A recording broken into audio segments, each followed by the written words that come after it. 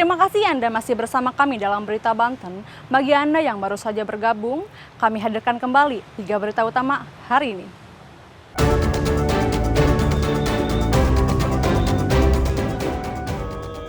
KRL Rangkas Bitung Tanah Abang anjlok, perjalanan terganggu.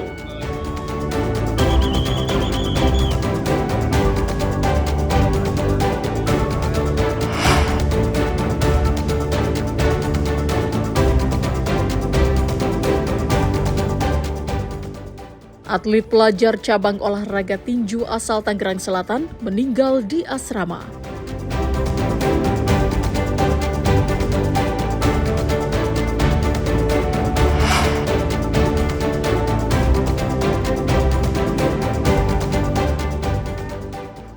Geger, berniat cari kayu, warga Cikande justru menemukan mayat bayi di Sungai Cidurian.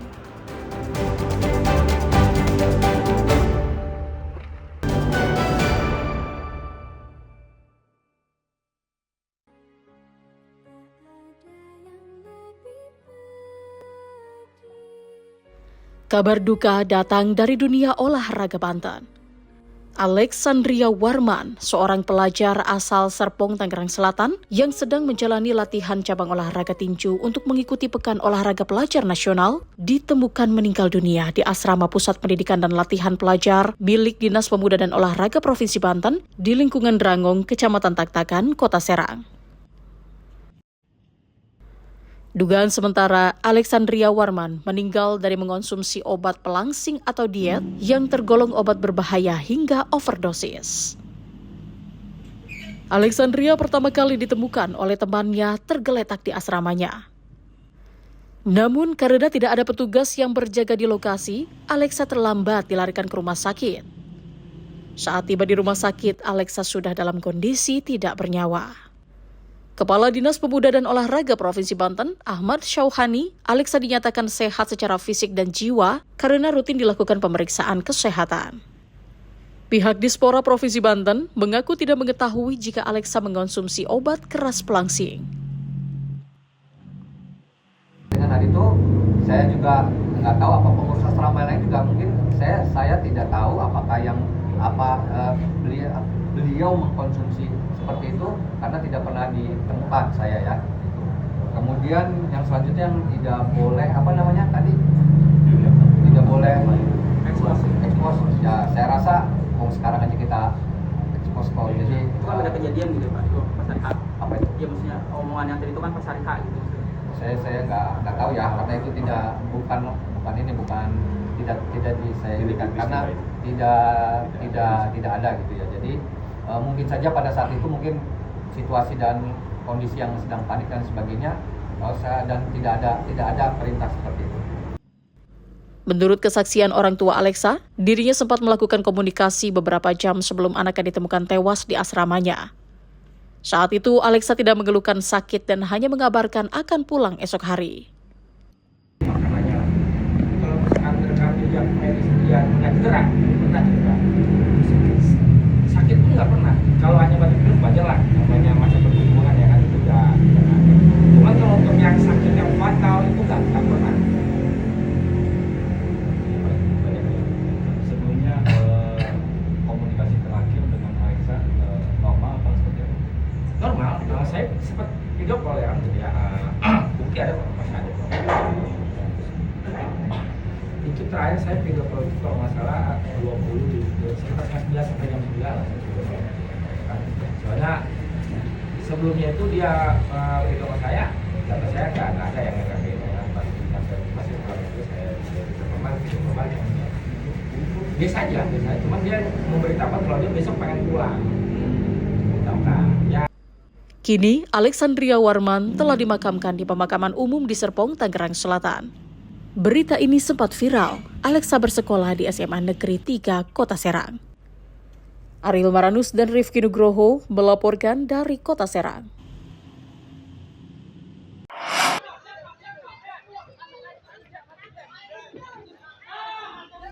Guna mencari bibit potensial, Persatuan Tinju Indonesia atau Pertina Banten menggelar kejuaraan daerah atau Kejurda Tinju Junior Youth yang digelar di halaman Kodim 0601 Pandeglang.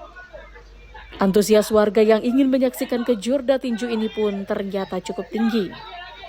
Kejurda tinju tahun ini diikuti sebanyak 120 peserta, mulai dari anak-anak hingga remaja yang berasal dari 8 kabupaten kota seprovinsi Banten. Diharapkan dengan adanya kegiatan ini, bisa muncul atlet tinju asal Banten yang bisa bersaing di kancah nasional maupun internasional. Pesertanya dari 8 kabupaten kota, jumlah pesertanya 120 atlet. Kedepannya Pak, terkait untuk atlet-atlet tinju sendiri Pak? Nah, kedepannya udah Karantina jelas sendiri. bahwa kami melakukan ini adalah untuk mencari bibit-bibit potensial yang ada di 8 kabupaten kota. Dan alhamdulillah saya melihat banyak bibit-bibit potensial yang bisa saya maksimalkan di tingkat nasional. Event yang terdekat kita ada Popnas kebetulan di Jakarta di bulan November. Menurut Wakil Gubernur Banten Dimyati Natakusuma, dampak positif lain dari kegiatan ini yakni bisa menyalurkan bakat dan hobi para remaja sehingga tidak terjerumus ke hal-hal negatif seperti tawuran. Selain bisa menjadi seorang atlet, olahraga tinju juga dapat melatih keberanian, kesabaran, teknik hingga strategi. Ini kan hiburan, tontonan, dan juga ini kan olahraga fisik, olahraga mental, olahraga keberanian. Ya kalau mau daripada tawuran, daripada berantem di luar ya persiapkan diri jadi petinju. Nah saya berharap di Banten ini banyak festival, diantaranya adalah tinju ini. Ya, saya berharap tinju ini sudah mulai meraba ke pelajar-pelajar, ke universitas-universitas. Jadi tinju itu punya intelektual. Karena tinju itu ya diantaranya adalah melatih kesabaran, teknik, strategi, dan juga semangat. Petinju junior yang ikut dalam kegiatan ini berharap kegiatan serupa bisa rutin digelar setiap tahunnya. Baik sih, karena bisa mengalurkan hal-hal negatif ke tinju gitu, dari yang kayak tawuran, bergadul lah yang di luar Pak, bisa di sini gitu Pak. Kalau menurut A sendiri mengenai harapan kedepannya mengenai olahraga tinju ini gimana kedepannya? Lebih baik dan lebih banyak peminat aja. Bisa berkembang lagi ya? Berkembang lagi. Diharapkan dengan banyaknya hal positif yang bisa diikuti kalangan remaja, angka kriminalitas yang melibatkan remaja juga bisa dikurangi. Ariel Maranus dan Septiana Wahyudi melaporkan dari Kabupaten Pandeglang. Nah kejadian barusan rumah warga di Kabupaten Hujan disertai angin kencang yang terjadi beberapa waktu lalu di Kecamatan Cikande, Kabupaten Serang, menyebabkan salah satu rumah rusak parah hingga rata dengan tanah. Meski sudah 2 minggu, hingga saat ini rumah belum juga diperbaiki. Selain karena tidak memiliki biaya, Muhammad Nelly belum mendapatkan bantuan untuk memperbaiki rumah. Meski sudah ditinjau oleh sejumlah pihak, mulai dari pihak kecamatan, Pemkab Serang hingga anggota DPRD Kabupaten Serang, namun bantuan yang sempat dijanjikan tidak kunjung diterima. Saat ini, Muhammad Nelly yang hidup sebatang kara terpaksa tinggal di salah satu saung kecil yang berada dekat dengan kandang ayam. Sedangkan bila hujan turun, Muhammad Nelly akan tidur di teras rumah tetangganya. Hujan deras Pak, angin itu sangat kencang.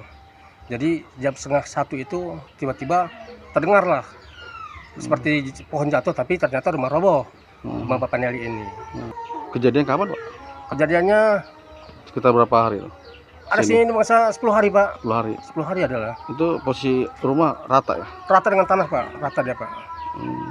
Ada korban jiwa Pak pada saat itu? Tidak ada Pak, cuman dia mau lari terlambat, dia kaki sama ini kena genteng Pak. Bantuan seperti apa Pak? Belum Pak, hanya dulu pada kemarin itu desa cuma ngasih beras 1 karung doang Pak untuk korban. Untuk material-material? Belum.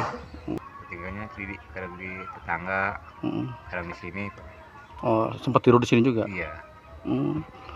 Itu kenapa bisa tidur di tetangga, di teras tetangga atau di sini itu kenapa tuh? Gara-gara itu pas kejadian rumah. Oh, dan rumah ya? Iya, Rumahnya kenapa tuh? karena angin. Oh, anginnya kencang ya? Iya, Itu rata? rata Hancur. semua, hancur Pak. Kejadian itu jam berapa itu? Kita tengah jam 1:14. Para saat itu posisi Kang Nelly di mana tuh? Lagi di dalam Di dalam. tidur. Terus tiba-tiba Saya dengar pas kejadian itu Pak, ambruk ya. ambruk, Pak luka gak? luka kepala sama kaki. Nelly berharap adanya bantuan agar rumah peninggalan orang tuanya ini bisa kembali berdiri dan bisa kembali ditempati. Ariel Maranus dan Ahmad Sayuti melaporkan dari Kabupaten Serang.